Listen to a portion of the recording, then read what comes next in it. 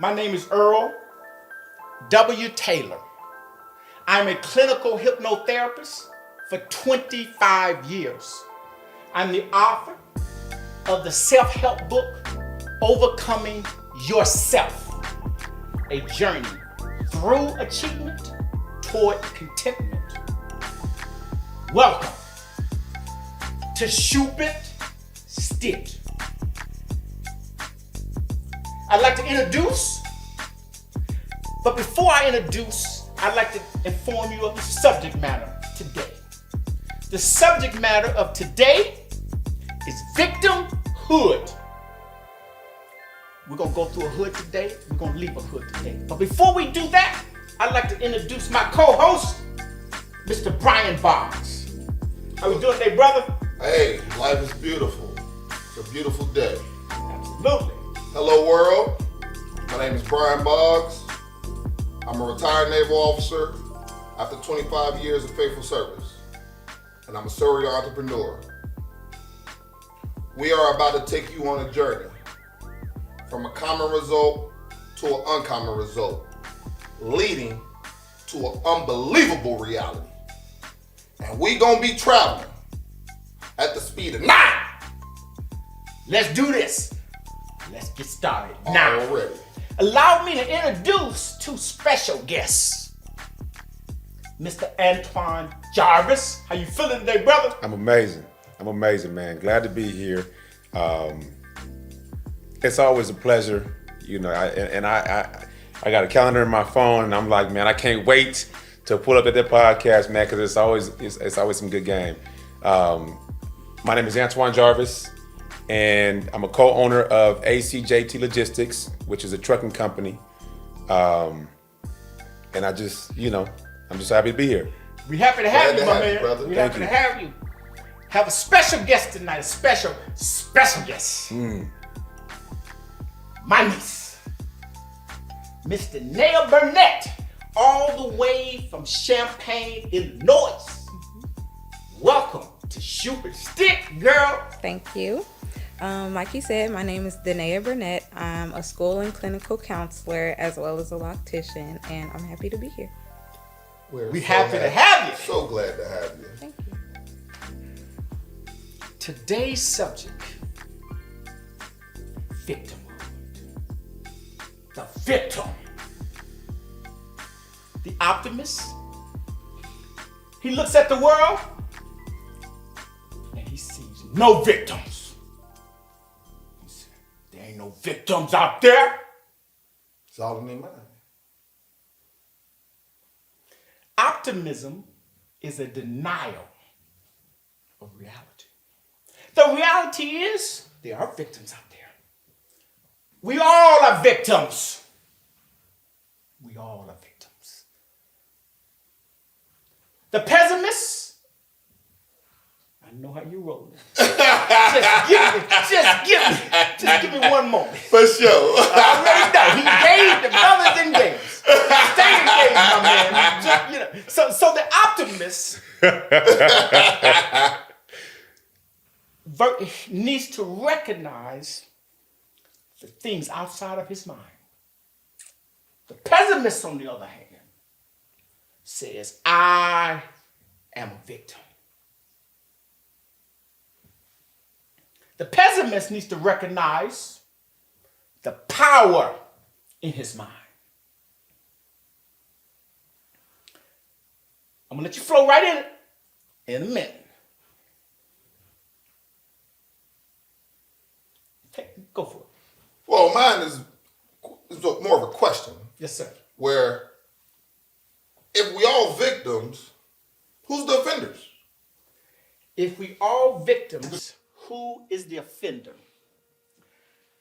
That's a good question. Well,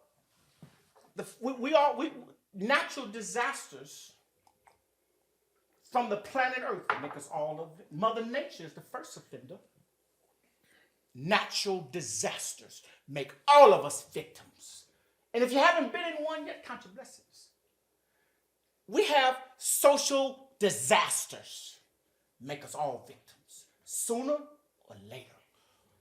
But with natural disasters and the social, because from my perspective, a natural disaster, I don't think it's a natural disaster. I think it's the earth doing what the earth does.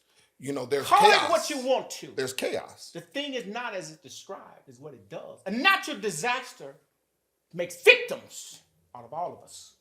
You can call it what you want to call it. At the end of the natural disaster, we got victims. We all are victims. That's a perspective.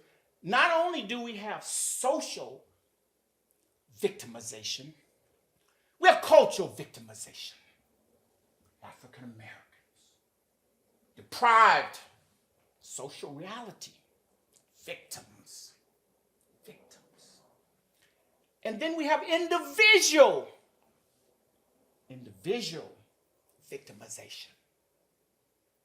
If you ever seen a baby born dead, I'm sick. They call it stillborn, but the baby ain't stillborn. The baby's born dead. That's an individual victimization. So the victim is real.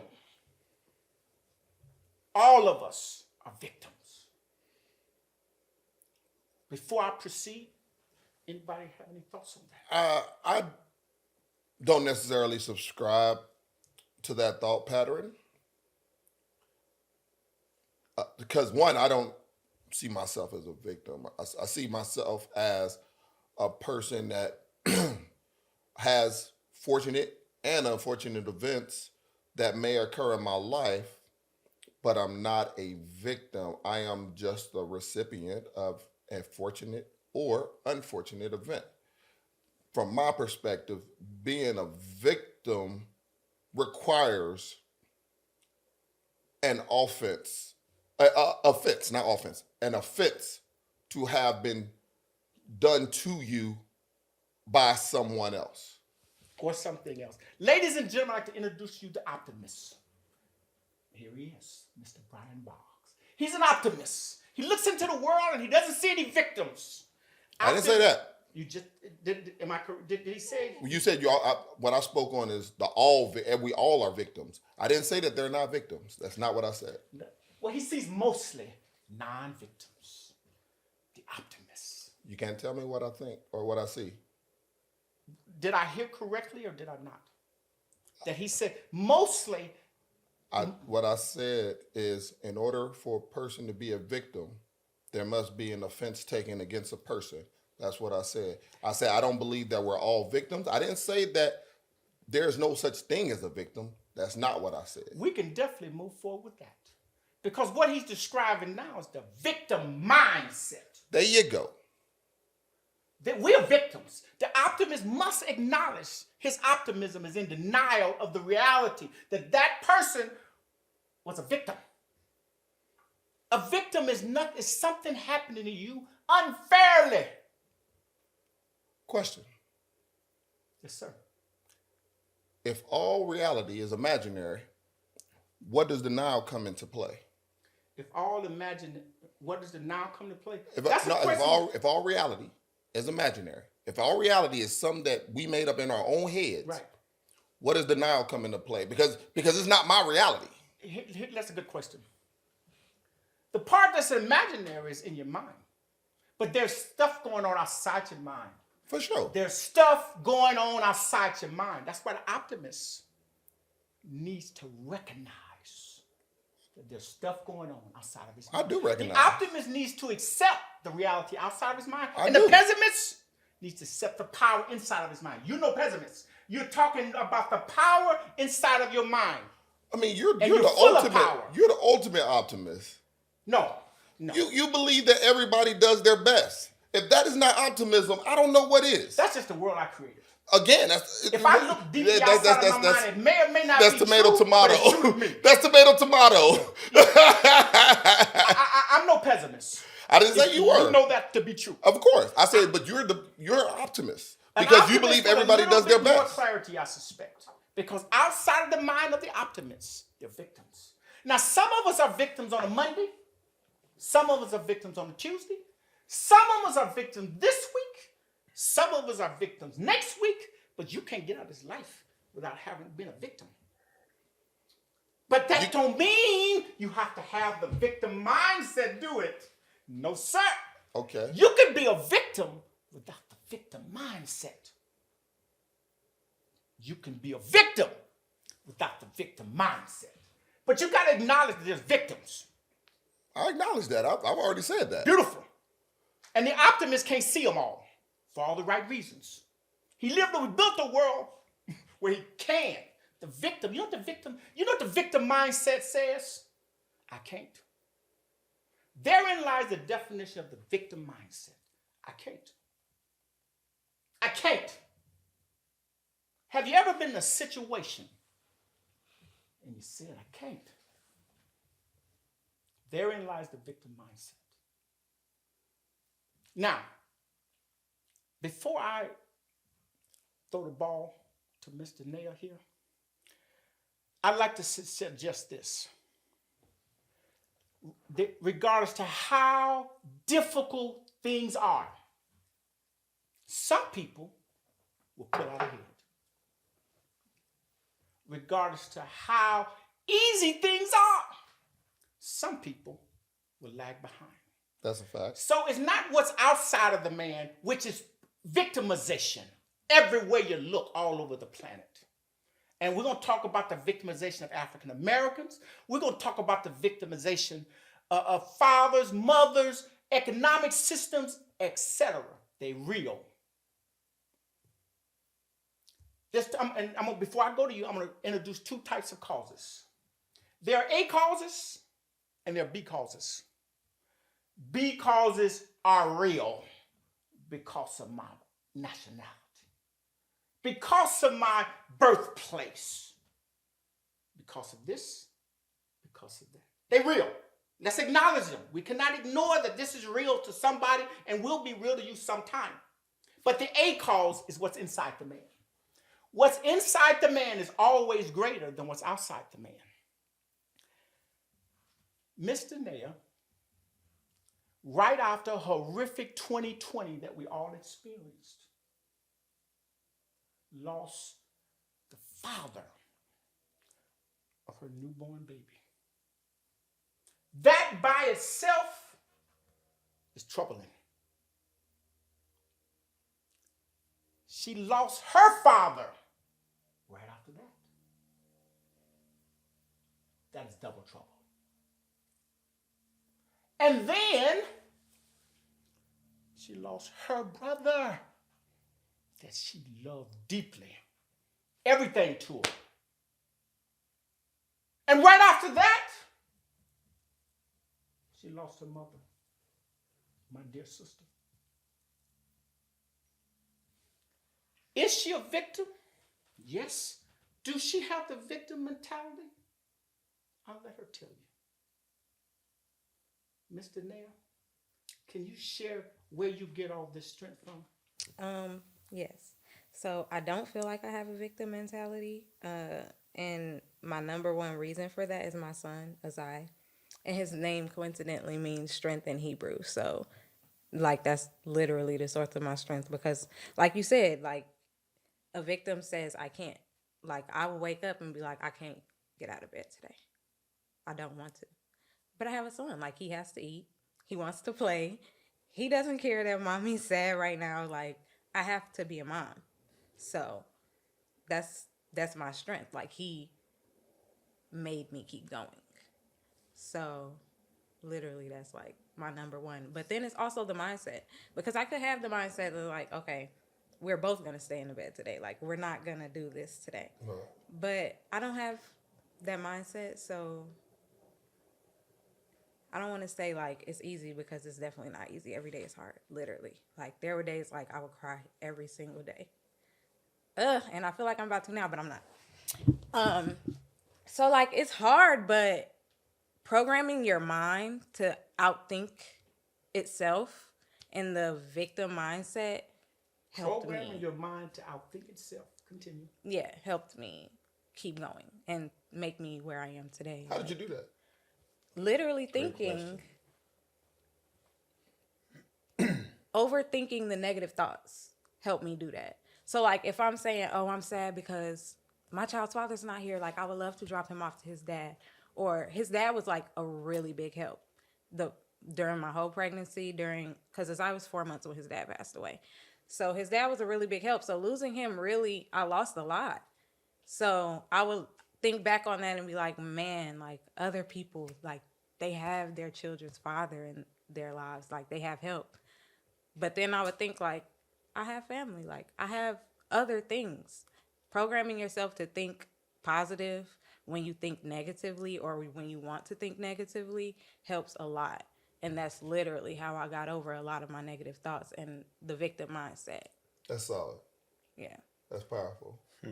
I am proud of my niece. She's also a homeowner, and she's not 30. She has a master's degree. Everybody don't have that strength, but there's clues you can derive from that. All she described can be simplified in the power. Let me finish. I'm going to go right to you. I apologize. Of a single choice. She defined the choice, the process, but it came to a single choice. Do I stand still or do I move forward? Do I take a tiny step forward or do I stand still? And the victim mindset stands still.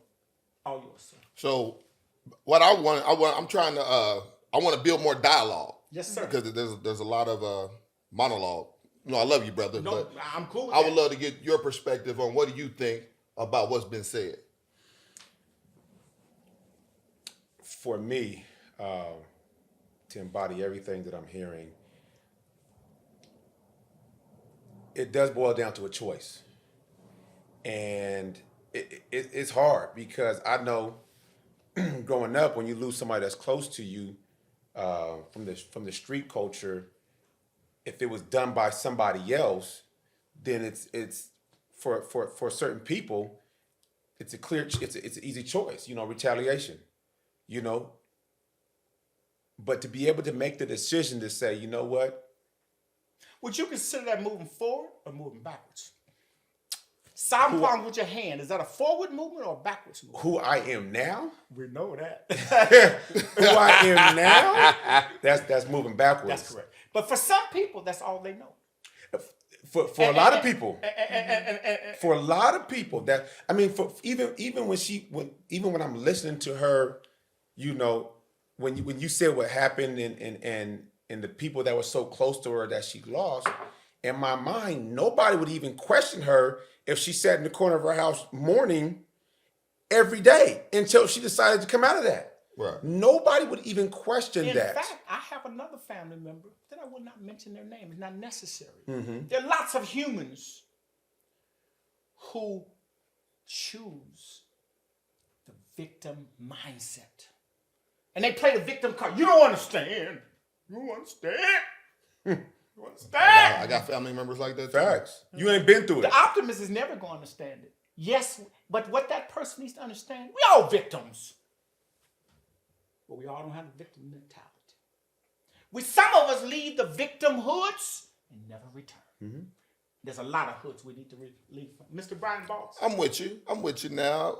I get where you were coming from now a little bit better. Where there's being a victim, then there's living in victimhood. Hello. You know what I'm saying? And outside of your mind. And the thing is, the victimhood is inside your mind. A lot of people, they love that place, victimhood. They it's very familiar to them. It's very comfortable. It's a safe place, but because they get to hide in their, and I don't mean to offend anyone when I say this, but this is the word that comes to my mind, in their own pity. I was going to say inadequacy. I'm going to say pity. Yeah, poor me. Why did this happen to me? Why is this happening to me? Why is this happening to me? I can't believe this happened to me. But the thing is, stuff happens to everybody. Yeah. At the end of the day, we all have a decision to make whether or not we're going to be our best self or we're going to stay our old self in the hood. And I think that's where the challenge comes, because me stepping out of that hood requires me to take responsibility for the fact that I put myself into that hood. That's correct. Right? Yep. And once I go into that hood, if I don't have the mindset of understanding I am here based off of something that I did, so now I got to go ahead and retrace my steps to pull myself out of it, it's easy to stay there. Then it's easy to be around people and accept phone calls from people who play on my pity, right? So this is why it's so difficult for us to leave that hood, because a lot of times the easy way out is the for some in their mind, that's the best play. That is the best play, because I can put my life on pause and nobody's going to even question it. Yeah. Nobody's going to say, you're wrong for, even if you got kids, you're wrong for mourning as long as you mourn. People are going to say, go ahead, hey, mourn as long as you want to, but life is going to say no. Given the self-pity card. You've been given it. Yeah. This is yours. Use it whenever you want. Anybody who calls, you have an unlimited amount of times to use that card. Credit limit. You have an unlimited credit limit. As many times as you want to use it. Exactly. Yeah. It's a pity limit. And they be swiping. It's a pity limit, because at swiping. the end of the day, who is going to tell me I don't reserve the right to mourn over my loss, over my spilled milk, if you will, right? But the fact that a person, and the way I see how you guys move with intention, and it's such a beautiful thing. The fact that she was able to say, you know what? No matter what happens, I'm going to make this choice, right? To pull myself out of the situation that I could put myself in. Before I even do that, I think she says something in regards, and I'm paraphrasing, in regards to basically checking her thoughts before those thoughts become a reality. She beating down. She whooping on it. She beating them negative thoughts down. She fighting. Before they even get there, she's overthinking those negative thoughts. She know they're coming. Come on. She knows they're... The negative thoughts marching like... That's a human thing. Everybody has negative thoughts. Everybody. And that's okay. I have negative thoughts. And it's okay. Yeah, right. You know what I'm saying? Okay, it's okay. I get negative thoughts, but I don't let them become me, because that's not who I am. It doesn't define you. Staying there is not okay. Now let me show you an alternative to her strength. I was 20-something once. I lost a brother once in my 20s. And boy, I didn't have her strength. I was paralyzed, man. I didn't have a child saying, wake up. I just didn't have the inner strength at that time. I stayed stuck for a minute or two. So if you don't go through something, you can't help people go through something. I've been there. And that's why her strength is admirable. But a lot of folks can't handle that punch. That wasn't a single punch. Now life kept punching. Yeah. That wasn't a single punch. That was a combo. Another punch. That was a combo. Yeah, that's facts. And that combo did knock a lot of people out. It paralyzed a lot of people. Yeah. Yeah, that's facts. And the goal is to choose to move forward. Mm-hmm. It ain't the pace, because you're going to be stepping slowly. Yeah. It's the direction. I discussed in a previous podcast where there's two types of pain. The pain from growing and the pain from not growing. The pain from growing gets less. The guy who says, I can't, and does not move, that's the pain from not growing. It gets worse. Next thing you know, too much pain, you're going to depression. Too much depression, you're going to see the door, you're going to see the exit door. Just don't head toward it. So I can't acknowledge the strength. And this is not normal. So if you're out there and you've had a loss and you're not as strong as this lady, don't worry about that. Simply look in the right direction. Take tiny steps in that direction. That's what I was going to say. And you're going to be all right. I'd like to shift a little bit to my folks, my African Americans. Beautiful folks. We have Africans. We have African Americans. I love them both. I have African friends.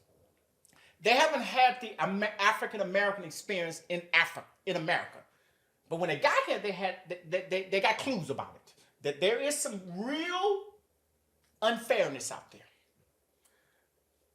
There's some real victims out there in the African American community. Anybody denies that is an optimist, to say the least. You're optimistic. And optimists need to learn how to accept things outside of their mind.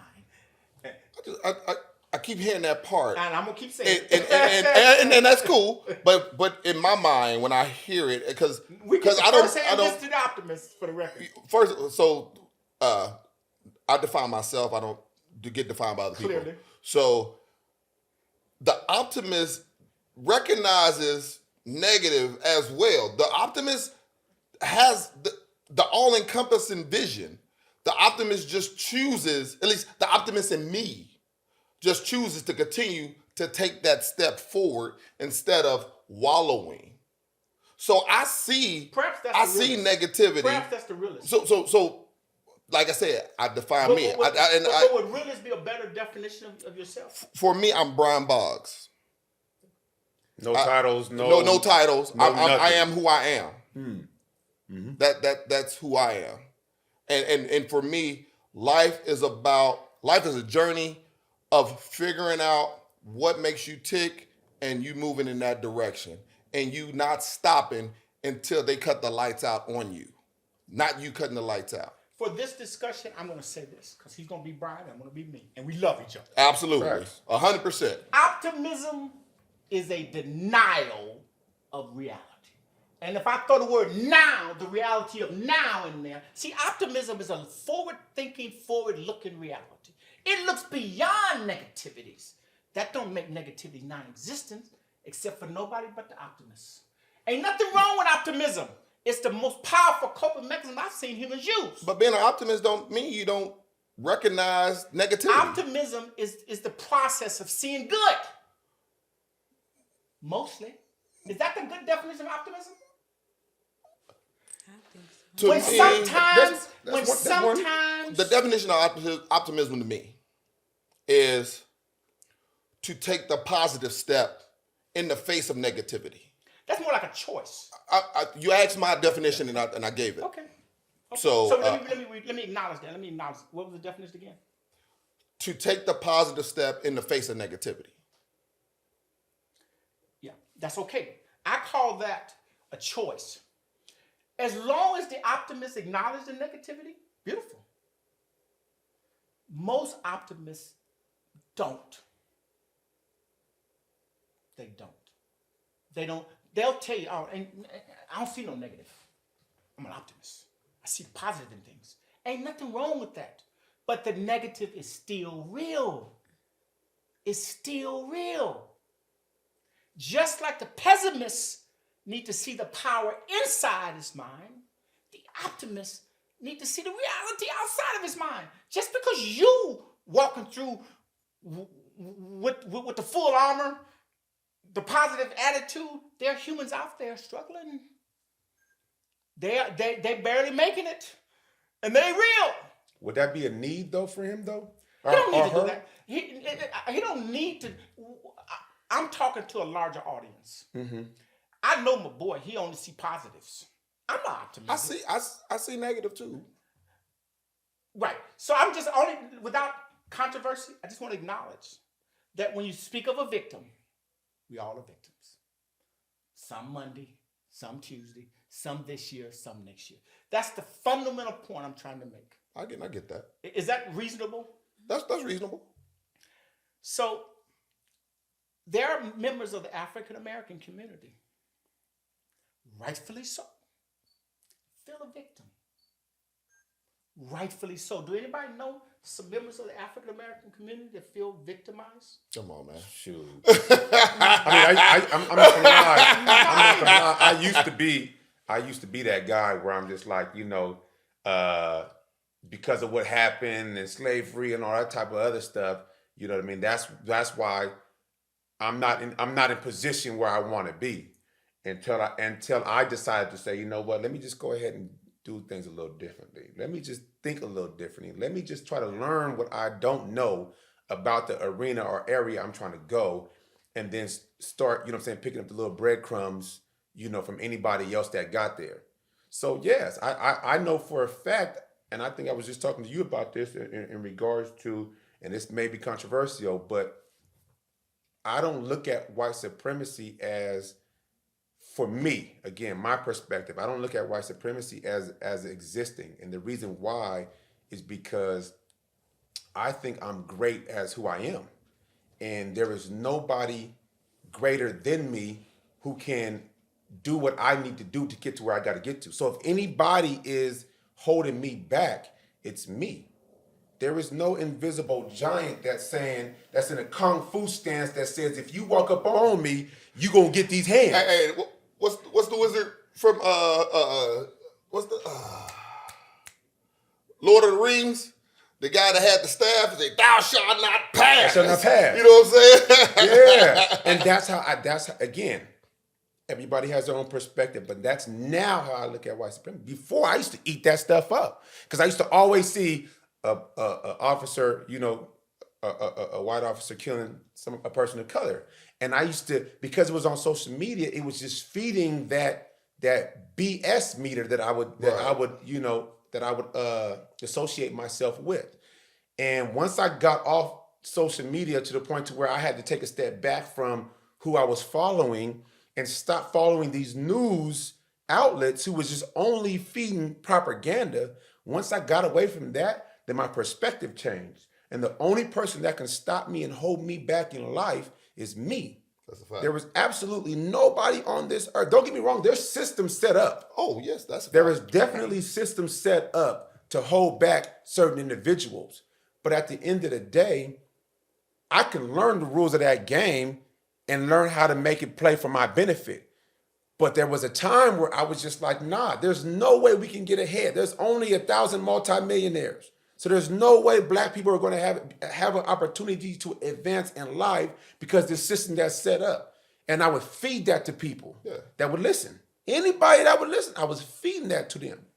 Until I got to the point where I was like, you know what, F that, dude. Like, listen, at the end of the day, you can be the Oprahs or the Jay-Z's of the world. You can be the Tony Robbins of the world. You can be the ETs of the world. You can be whoever you want to be if you just put in the work. That's a fact. Which created the environment and the mindset for me to even start a trucking company with people that I value. You know what I'm saying? Absolutely. And from that moment on, I was just like, well, shoot, the sky is the ceiling is now the floor. That Powerful is a fact. choice. If that makes sense. That makes perfect sense. You have arrived in the land I can. Unlimited possibilities and no scarcity. Welcome out the hood, victimhood, to the land I can. We all in that place doing what we're supposed to do. This gives me the pleasure. I received a story from a wise man named Moses that summarizes what you just achieved. And I'd like to share it. There are no men in this story. It's a story about a boy and his dog. You see, a boy tied his dog to a pole, but he didn't tie it well. When he went out to play, the rope came loose and fell. The boy returned seeing the rope loose and all. He patted the dog on the head. He said, "Ma, you a good dog." The boy had fun and was satisfied. The dog could have too, but he thought he was tied. As I look at this story and the so-called servants and masters of men, I see the same thing happening time and time again. Some use their minds and they're being satisfied. Others are standing still complaining because they think they're tired. Welcome to the land of I can. I'm with that. That's where we're headed. Yeah. That's fact. And if you're not headed that way, you're stuck in traffic. Wow. Possibly. Or you're at a stop sign with a light that won't turn red or green. At least get in the car. I hope you ain't sitting on the couch. At least you in the car. Yeah.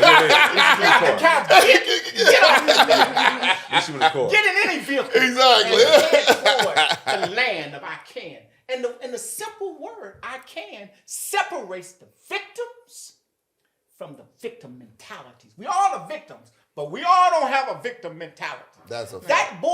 That dog was once tied to a pole, but it then came loose and fell. Now. Mm-hmm.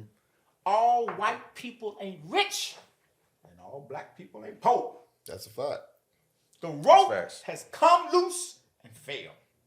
So if you are an African American victim, catch the next bus, train, plane toward I can. And we'll see you. You forgot automobile. I was gonna say that. Plane, train, automobile.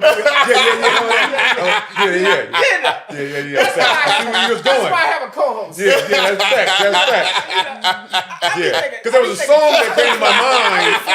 Yeah, it was a song that came to my mind. So when you said it, that song just is completed right there. That's fact. I'm so glad we put a laughter in that because we gotta laugh it off. Because none of this is that damn serious. It's not. Just make a decision, make a choice. Mr. Nail, you have anything you want to say? I do, actually. When you were explaining first of all, everything you said is kind of like what I was saying about rethinking and overcoming your own mind. Mm-hmm. Because there are obstacles in the way. I do believe in white supremacy. I do believe that there are barriers. It might not be a whole brick wall stopping you, but there are definitely barriers that white supremacy has caused for Black African Americans in the United States. It is. So I do disagree with you on that part. That's okay. But overcoming your own mind to think that, okay, these are barriers, but I'm not going to recognize them because I am strong enough to get over them. Like, that's a really good point. And that's where a lot of people lack. A lot of people lack the self-awareness or inner strength to understand that you do have determination. You can do it because there are people from the past that have done it already, and you can follow in those footsteps, or you can create your own path because you're that determined. You're that self-aware. But there are people that have the victim mindset and say, okay, because white supremacy was once very, very, very much so a thing, I can't do it in today's 2022 time. And that's not valid because that's victim mindsets. I agree. Absolutely. The point she made is that white supremacy is as real as the optimist says that it ain't real. Mm-hmm. But this real. And all it needs to do is COVID is real. We don't see it, do we? It's real. Right. It's real. However, you don't have to. I think it's important to acknowledge it because there are people out there that have not been able to overcome the very thing you have overcome and I have overcome and we have overcome. So these people need to be aware that their struggle is real. However, there is an alternative. Yeah, there is you can do about it. The power. There's power now. See, we are full of power. We are powerful. And that power is a single choice, which she acknowledged that exists. She also acknowledges the solution. I can and I will. Period. Yeah. That is a fact. I think just the wording of it is it's always been my greatest challenge. I don't like to call it white supremacy. I call it economic slavery. That too. That's what I call it. You call it that. I don't like the white supremacist part. It's economic freaking slavery. Whatever you call it, tomato, what are you going to do about exactly it? Right. Bingo. What are you going to do to get over it? I think that's where, for me, I was able to find what I'm going to do about it. I was able to find that because I got so tired of hearing about white supremacy because I'm not inferior to anybody. You know what I'm saying? And it took me some time to come to that realization, right? Because I grew up, single mom and in the hood and in the gang culture and all that type of stuff. So in my mind, I pretty much could have identified with the whole I'm inferior to other. I'm inferior to this system that's set up to see me fall. Right? I could have chose that, and I did for a very long time. And then I got to the point where I was just like, you know what? If I look at myself as somebody with great power, right? I have to address that elephant in the room. Yes, sir. I have to. I can't keep walking past that elephant who's sitting in the corner of the room that's saying every time I walk by. So I chose to say, yes, it exists, right? I just feel like the term and the concept behind it only exists in our mind in regards to. Well, let's get this clear. Go ahead. I'm going to shift the word, but it's still the same thing. Let's be aware. White supremacist is somebody's favorite. I call it economic slavery. Okay. Money infused itself in human reality. Food is tied to money. The have-nots have one place to go. The haves. There's no other place for the have-not to go. There's 3 ways to get this money. You can earn it. That's employment. You can borrow it. If you ain't got no job, that's not going to happen. Or you can take it. They call that crimes. The criminals call that crime. That's a crime. So that's a predicament that people find themselves in. And you have to navigate this, and that's a real struggle. However, it's important to acknowledge that struggle, but to empower it as well. But to say it don't exist is undermining a whole lot of folks out there trying to climb uphill. On what you said, I think there's a 4th way, Yes, sir. and that's creation. You can create it yourself. Can you do it without money or a job? You can create your own money. You can create money, as in with your ideas. You don't need to have a job. There are so many different ways that you can monetize your talent in this day and age, where you don't need to clock into a 9-to-5 job. Most startup businesses need capital. Other people need it. Again, I understand that. But what I'm saying is there are more ways to earn money in 2022 besides going to clock in at a job. Clearly, he's talking about the extra. We have an extraordinary individual sitting here. Every time he speaks, he's talking about the extra and the ordinary. And I'm talking about the ordinary. That's extraordinary. Most people can't do it, but you can. I mean, I know most people can't do it, but people can do it. That's all I'm saying. But as long as we understand that an ordinary person is not going to have this extraordinary abilities that you have, and I know you have, we have, to simply enter a system where money is essential, bypass the workforce, create its money from its talents, and move forward and just, that's a small percent of people. The average person needs a freaking job for some freaking reason because that's where they set it up. And then they go through getting just enough money to cover those bills, and they have, by the time they figure it out, they're close to retirement and say, what the hell just happened to me? So once again, I'm aware that this struggle is real. I'm also aware that you are extraordinary, and so am I. I jacked the system in a lot of ways, positive ways. And I took different roads than those that were, I trailblazed new roads. Because I didn't want to wait in those long lines. Exactly, it's traffic. The traffic too much traffic. Exactly, it's too much traffic. Too much traffic. And that's my thing. I'm not about to get in line and wait for my turn. Yeah. Exactly. So you must, it's important for you to acknowledge how extraordinary you are. So that people don't get the impression that I could just do a B on the universe. I mean, but a Brian Box. Let's call what he do a BB, a Brian Box. I mean, but I firmly believe that there are people on this planet, me and you, that are, but not that a lot. I ain't saying this a lot. Okay. But I'm confident. I'm gonna give you a prime example. I'm gonna say my brother Antoine here. He started off in a mindset that kept him a part of that system, But then he realized his own power. And he said, hold on. I ain't playing this game no more. I'm going to go do my own game. I ain't got to play y'all game. You know what I'm saying? Because in all games, you could be a participant, you could be an owner, you could be a spectator, you could be a broadcaster. Correct. And you playing and you got a part of that game and you part of that system. Or you can go play a different game. That's correct.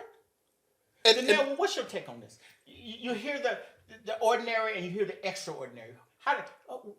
What's your take on this? My take is that, especially being a school counselor, like, you're taught to be ordinary. You're not taught to go outside of workplace. Like, you're not taught to look for something other than a 9 to 5 that's gonna make you clock in, clock out. If your salary, you don't, but whatever, same difference. Like, you're not taught to go above that. That is correct. And if you try to go above that from experience, you're told, settle down. Like, that's not what you're supposed to be doing. This is good. Why would you mess up something good? Like, you can stay in your job for 60 years. Like, that's the path that you're told to go on. But I remember something that you've said to me before. I don't know when, and definitely in the past, Elevator? but you need to take the elevator. Yeah. You don't have to take the stairs with all these people. And I'm an elevator type of person. Everybody is not, though. Like, so you're right. Everybody, that's extraordinary. But you know what she did? She became a homeowner. Hey, I bought a homeowner. I ain't even 26 years old. And that was exactly my next point. People have been climbing the stairs, step-by-step approaches, for all the right reasons. Their parents climbed this far. Listen, son, this is where we at now. Maintain the pace. I come along and say, hey, stop all that damn climbing. There's such a thing as an elevator. They say, what is it? I say you push buttons and you go to the top. Now that's Brian talking right now. That's what Brian is trying to tell the world. But I'm gonna tell you something. If you ain't never seen an elevator, and some guy gonna ask you to leave your solid position on the stairs to push some buttons and go straight to the top, you thinking he lost his freaking mind? He has. He lost all those settings in that mind that stopped him and got him doing the craziness. So if you get nothing from this, there is an alternative to the climbing if you're out there climbing. But it's unbelievable. It is. You need to, if you want the unbelievable, you can't use your what's in your mind right now. What's in your mind right now is rational. And there's proof positive it works. She listened to her uncle, got up and left them stairs. I ain't had a job since. I ain't got no job no more. She created jobs just like Brian says. Yeah. So those are options if you want to take them. If not, you're going to climb. Yeah. You're going to be tired. And ain't nobody got time for that. Yep. Because and it's going to be hard. People are always going to tell you not to do something. Mm-hmm. Oh, there's always barriers to entry. Mm-hmm. Yeah, literally. Like, I'm getting a 4-bedroom house. It's only you. What are you doing with a 4-bedroom house? What? Why don't you just get an apartment? Because my apartment is the same amount as my mortgage. Exactly. Why would I not? Why would I say paying someone else's bills when I could take the elevator and pay my own? Exactly. Hello. Why are you not saying in your counseling job, like, what? That's a good salary for someone your age. Why are you washing hair? Because I'm working for myself. I can do whatever I want, go wherever I want, whenever I want with my son because I don't have to clock in. I'm not on someone else's schedule. I'm on my own. So I'm going to continue washing hair and twisting hair because that's for me. That's what I'm talking about. You can't let other people tell you that it's not for you or that you can't do it. And that's what a lot of people do. Like, they let other people into their heads, and that's not how you get on the elevator. You're going to be on the stairs, tired, out of breath. Absolutely. And I'm not trying to be out of breath or sweating. Some people, period. they get off the steps. They just settle whatever floor they made it to. And you know what I'm saying? Stagnant. Exactly. And that's the victim mindset. Some people still on the first floor. They saw the steps. They're like, man, them steps too high. Now I'm just gonna chill right here on the first floor. I'm right by the door. You know what I'm saying? Mm-hmm. That's hard because takes learning how to swim, for example, right? If nobody's ever made the time to teach you how to swim, when you come to the water and you jump on the little what's the little Diving board. board, right? When you come to the diving board, you see everybody that's already in the water. Come in the water's fine. You good, right? I know for me personally, I was terrified of the water. I was terrified to start my own business because I didn't know anything about that realm. Nothing wrong with fear. Anything wrong? That's what it was. That's what it was. Fear. Nothing wrong with fear. But I allowed that fear to paralyze me. I didn't know there was nothing wrong with it. Yes. Right? Nobody told me, Antoine, it's okay to have that fear, but what are you gonna do with it? Exactly. Right? Like you said earlier, it's okay to acknowledge it, but what are you gonna do from there? Facts. And because nobody told me that fear was okay, that paralyzed me. And once I got into business for myself, and I started to see, this water ain't that bad. Let me go ahead and do this a little bit. Comfortable. Yeah, I'm gonna do this a little bit real quick. Once I was able to do that, it allowed me the opportunity to see, well, shoot, if I can do this, what else can maybe I can do this. Exactly. And then my whole perspective on things, yes, the struggle is real, right? The struggle is real for no matter what you look like, no matter what environment you grow up in. Yes. The struggle is real. But I think the greatest struggle that we had, I can speak for myself only with the 100% certainty, is the greatest struggle I've had growing up is how I viewed myself. Was my self-image. That was the only enemy I had growing up in life. And I'm not even gonna act like I don't battle with it still to this day, right? Because the whole idea of it is, and this is something I just recently did as a father, right? I have my kids write positive things on the mirrors. And I need you guys to say those things. When you guys get up and it's time to go brush your teeth, I need you guys to read those positive things off to yourself while looking in the mirror, right? That's not something that everybody has to try. This is just something for me personally, something that I decided to. If you don't set your kids' mind, somebody else will. Okay, so then there it is, right? You're doing it right So then there it is. You need to set that mind. And the reason why I did that is because I need to set my own mind. I need to constantly remind myself of my own inner greatness, right? And when I started to do that, my struggle, my greatest struggle till this day, is focus on the positives.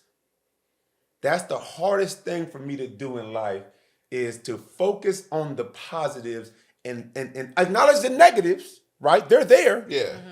But focus on the positives. They're there, right? They're there, but focus on the. Sometimes I get caught up in the negatives. I'm like, dang, like, how do I get past this? And is there a way past this? She described very well that struggle with the mind. Come on. What she did was she was tricking the mind before the mind tricked you. Mm-hmm. If and you that's don't trick what the mind will trick you. Man, she tricked the crap out of her mind. That's why I commend you for that, because that's my own. What I put on the mirror is my own form of tricking the mind. Yeah.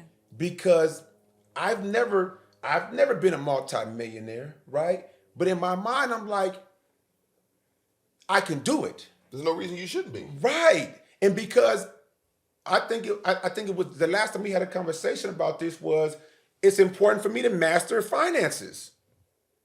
If I don't master finances, it's going to be hard for me to get to certain plateaus of my life if I don't master something as essential as it'll master you. It'll master me. And money is up there with air. You understand what I'm saying? It's up there with air. And listen, I don't need it, but my bills do. Right? So when I think about it, I'm like, if I don't master this right now, I'm going to be a slave to it. But think about this. What are your bills? Okay, if we're talking about what are my bills. No. I'm not asking I'm not asking you to describe your bills. Okay. I'm like, what are your bills?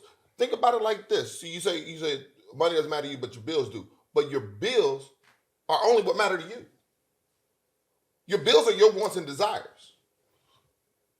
Yeah, but I mean, I need hot water for my babies to take. I ain't saying what you need and don't need. I ain't talking about what you want and don't want. I'm just saying. When you look at it that way, just make sure you're getting what you're saying. Because you're saying that your bills due, that you don't need it, but your bills I due. think what he's saying is that if you focus on bills, you get more of them. You get, yes. If Because you- your bills, So that's what you're saying. Your bills is your desire, yeah. Your struggle, I'm you describing your struggle. Yeah. And Okay. find out what I you see want. what you're saying. Yeah, Focus find out what you only on really that. want. That's facts. Yeah. You see what I I'm saying? focus That's only facts. on solutions. I haven't focused on a problem, and I don't know how long. Okay, well, I that's what I got to focus work on. only That's why how. That's thanks what for I clearing gotta, that up for me.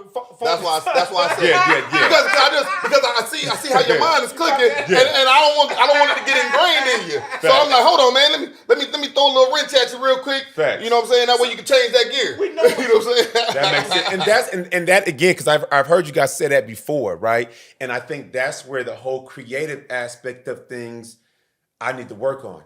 You know what I'm saying? Yeah. Because if I focus on creating, I'm not going to need nobody else to feed me.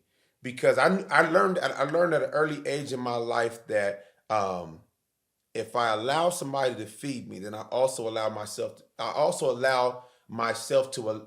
allow them to starve me. They also have the power to starve me. That's a fact. And I think that's why I teach my kids, even my 8-year-old. You can do dishes, bro. Get in there and get them dishes done. If you old enough to see past that little counter right there, you know what I'm saying? And when he does the dishes, I'm hey man, you remember when you couldn't see past the counter? Because I want him to create that creative side in him where, shoot, I can do this. I can help out. Because at the end of the day, that's something I need to do for myself. So if I can create a bunch of little creative people around me, that's going to continue to motivate People me that want to be. contribute. Yes. It's all about contribution. Yes. Because I can my little one, 8 years old, like when she was 6, she wanted to help with the dishes and she couldn't even reach it. But she's like, I want to help because she saw everybody else doing something and she's like, well, if everybody else contributed, I need to contribute too. And that's a beautiful thing, man, where everybody's contributing. Allow me to give you what I think is the last hurdle in all this. I see you've arrived at the I Can village. Number winners there. Ain't nothing but winners there. Winner's circle. The winner's circle. winner's circle. That's the winner's circle. People struggle to get there. When you get there, you'll know you're there. From that point, it's pure opportunity. You gonna take advantage of pure opportunity. And then all of a sudden, the last challenge. Pure opportunity gonna take advantage of you. What do you mean, Earl? How is pure opportunity gonna take advantage of you? Good question. I know you. Because I was thinking it. I was just waiting for that window for an elaboration. The opportunity you've been looking for is in the form of dead presidents. Not live ones. Hey, dead ones. they'll put a lot Money. on them. Next thing you know, you got stacks of money. Next thing you know, money said, hey, come over here. There's more of me. But get your over here. There's more of me. Now money then got you in a 20,000 square foot house, riding a limo all the time. You've been chasing money because the opportunity took advantage of you. So at some point, this is upstairs. You decline now. You took the elevator to the penthouse. You're in the penthouse. You're looking over all you've achieved, and you got to say no to money. Well, what are you saying yes to? Time. You're saying yes to time. Money's big brother. Money. Time pimps money, and money pimps everybody else. You're going to say no to money, but don't say that quick. Take as long as you like to say yes to money. I just want to say, that's my challenge. I said no to money. I don't chase money. And then in the final conclusion, if you don't chase money, it'll chase you. That's a fact. But for the starters, you better take off running. toward the elevator. True story. Chase as much money as you can. And this is a fact. Back to where we started is money don't chase people in victimhood. Hello. Looks like It runs from them. It Money runs. runs It from runs. them. Money Yeah, goes money the opposite runs. direction. Money doesn't like to be in the hood. we didn't get a drive-by. We didn't get a drive-by on this hood. That's You fact. know what I'm saying? We didn't That's drive facts. through it, and we didn't drove by it. And we went to I-Canville. We done looked at all the opportunity in I-Canville, but we really went through victimization. We've shown you the possibilities and the realities. And there's one more thing I want to add is I'm a firm believer in this. And this is something that I heard, and I think it's pretty powerful. Is, things don't happen to you. It happens because of you. Can you elaborate on that? You think of any event, any issue, any misfortune. It doesn't happen to you, it happens because of you. You got in a car accident, you could have left earlier. You could have took a bus. You could have rode a bike. There was always other options. And I know most people ain't gonna think of it like that. If you were robbed, you could have been in a different location. Like, we got to start realizing that some of the things that happen to us are an outcome of choices that we made. So we have the power to change our choices. Translate. Which change the outcomes. Remember, by those single choices are all the power we have. In the process of those single choices, we create a world. Everything in that world is a direct result of your creation. Remember, we discussed how if you, for some reason, think your girl is cheating on you. Remember in that episode, you creating a world where you think she's cheating on you when in fact that's not true. Right. And she created a world where she don't cheat and she think, so that's kind of, I think, what you're saying. It's similar, but it's in the neighborhood. Yeah. But it's more specific. Like, and all you gotta do is hear the words as I say them. It doesn't happen to you. It happens because of you. Maybe Because for everything. you. Maybe Because for you. Before hold you on. get better? No, it's because of you. Because the key part is anything that ever happened to you. Anything that ever happens to you, you have a part in that. You have say in how you react, in how you put yourself in that predicament. So, and I'm gonna see if I can make it a little bit more synced, where I'm gonna say, so like with the losses that you had, they happen to the people who lost their lives, but as far as the impact to you, you didn't allow it to happen to you. You didn't allow yourself to wallow and mourn so bad that you passed away, or that you didn't allow yourself to do irresponsible or dangerous activities, because a lot of times when people are in mourning, they can become a little reckless, and you didn't allow that to cause you to act different, which would have made something negative happen to you. Your life has still continued to move forward positively because of the positive choices, deliberate choices that you've made. Somewhat. There was still negative things happening because of the actions that I chose to do. But the way I looked at it, I mean, it's going to roll off, because what else is there going to be? You know, Right. Like for instance, I did get a house when I was 25. Before 26, I got a house. My child's father passed away. He was in the house with me. My brother passed away. He was in the house with me. I didn't stay in that house. It was too many memories in that house for me. Gotcha. So I moved into an apartment, same amount as my mortgage, but I still pay my house rent, my mortgage, and my apartment rent. That's kind of negative. I don't want to pay double, but because of my emotions, I wasn't able to really, like, I had a plan of what I was going to do to where I wouldn't have to. I didn't execute that plan because of my emotions. I was too in my head. I was too focused on building myself back up together to where I couldn't even do that. But that's my whole point. That's my whole point. So that was negative. Like it was a negative that happened to me because of me. But you took the action that was required of you so that you could move forward positively. In one aspect, and I think but that not in the rest. fundamental point You here see what I'm saying? is Like that we the house, acknowledge. there was too many members in the house, and you knew if you stayed there that was going to not be good for your emotional and mental health. So you took an action. So I picked that over money. So you took an action so that you could heal emotionally and mentally. It cost you a little bit more money. But at the same time, you didn't give up your house because you saw the value in keeping your home. Because you could easily say, all right, if you get that house, I'm just moving this apartment. You could have made that decision. But that was a decision that you didn't make.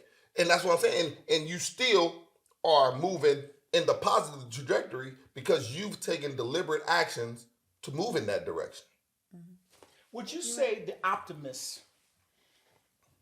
by virtue of being an optimist, looks right past the negative?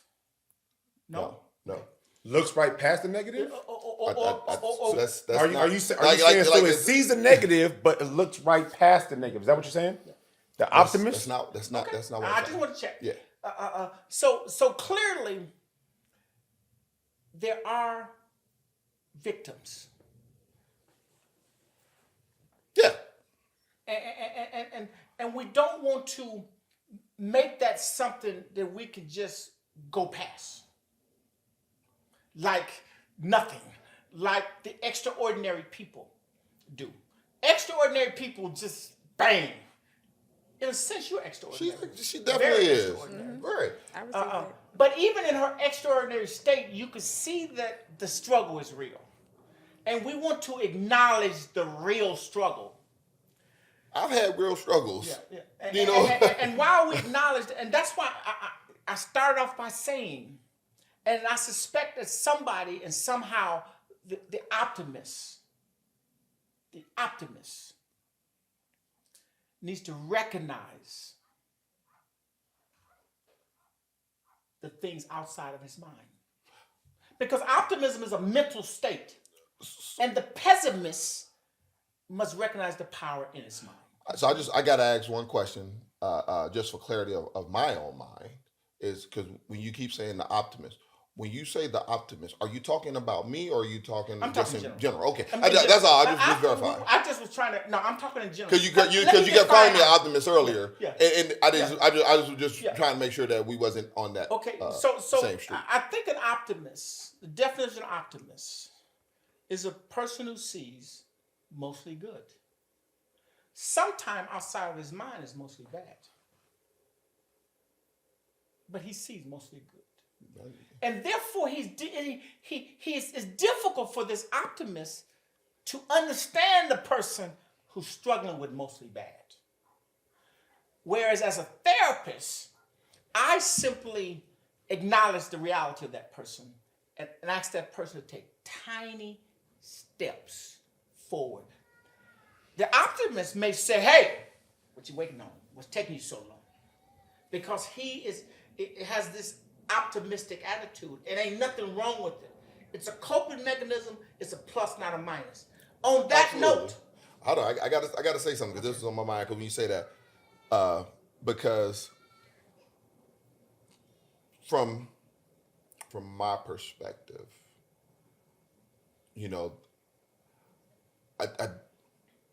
the denial of reality is not what an optimist does. From my perspective, an optimist sees the negative, sees it right there. He sees the danger, but he does not let that stop him from taking action. Sometimes, and in doing so, with his extraordinary abilities, he ignored the fact that everybody cannot. There's people stuck in that place for minutes, days, and hours. I mean, I can only speak on how I see the world. And as a therapist, I'm speaking on people who don't have the extraordinary abilities. And I'm going to allow you two to finalize that concern, and we're going to land the plane. We've been having this optimism. What do you see as decent observers, and how would you like to conclude the matter? We're going to let them conclude this matter. For me, how I look at it is the idea of somebody that's and you know, the imagination goes off a nation of images, Good job. if you will. I like that. Right? Yeah. Got that from your book. Yes. And so that's the best way. I articulate my thoughts. Right? So I look at it as I am walking down a path, and there's burning buildings all over the place. Right? There's tons of negative all around me. Right? I see it. I acknowledge it. I don't stop to ask what happened. Right. Right? I just keep going. I don't even because I have too many people that depend on me. I depend on me. I don't have the time to stop and see what took place. So based off that way of thinking, I try to be optimistic. All right. You don't walk in burning buildings. I don't walk in burning buildings, nor do I stop to see, you know, to be a looky-loo and Now, I'm going in that sit. burning building to see if I can save lives, but let us continue. And I hear what you're saying, right? And Because those are real lives. those are real lives. But how I look at it in my head, right? In my head, if I haven't saved myself, it's hard for me to save somebody else. So and again, that's how I process that. That's how I process taking one foot and putting it in front of the other. Right. You know what I'm saying? But again, dig that's that. just me. How about you? In my opinion, I don't think either or is bad. I think a healthy balance of both is what you need to survive in life. But I feel like depending on situations, of course, everything is situational. There's always gray. It's not always black and white. But Right. depending on situations and where you are in your own mindset is where you get the pessimist or the optimist. And overcoming yourself literally is all about you. Facts. So overcoming yourself, overcoming your own mind, overcoming whatever that you have going on, like you said, writing stuff on the mirror, like, I'm not rich, but I will be a billionaire. Like, that's going to be me telling myself that and believing that within myself. It's going to be easy for you to tell me, oh, no, you're not. I'm not going to believe you because I already know that within myself I am. So you know the outcome. You already know the outcome. You just for feeling in the yourself. middle. Literally. Like, understanding and overcoming your own mind. You are your worst enemy, like you said earlier. Like, understanding that the other enemies placed or the other barriers placed in your life aren't going to mean anything. You can stomp on those because you understand within your own mind and your own self that that's not a barrier. Right. Or that you can overcome it. Even if it is a barrier, it's not going to be there forever. So, that's what I got from you. Yeah, you know a lot. You had it. Definitely dropping jewels. Awesome. Definitely awesome, dropping awesome. jewels. We all are of the same tribe. I have a therapeutic disposition as a therapist, and I tend to give the most to the least, and therefore I understand their struggle. But let's get that clear. That don't take away from the optimist. That don't take away from the optimist at all. I think, ladies and gentlemen, we're ready to land the plane. Hey, We have gone through victimhood. get your seats up right. We done flew over. Make sure you got the your belts village. on. And we went straight to the I Can City. City of opportunity. And we were warned of opportunity taking advantage of us. On that note, let us increase the Shupidstit. And let us decrease the stupid shit. Hell yeah. Been an awesome experience. Thank you for this journey. Hey, indeed. I appreciate everybody here. I love the discussion. And I can't wait till the next time. Facts. Yes, sir. And we out. We out.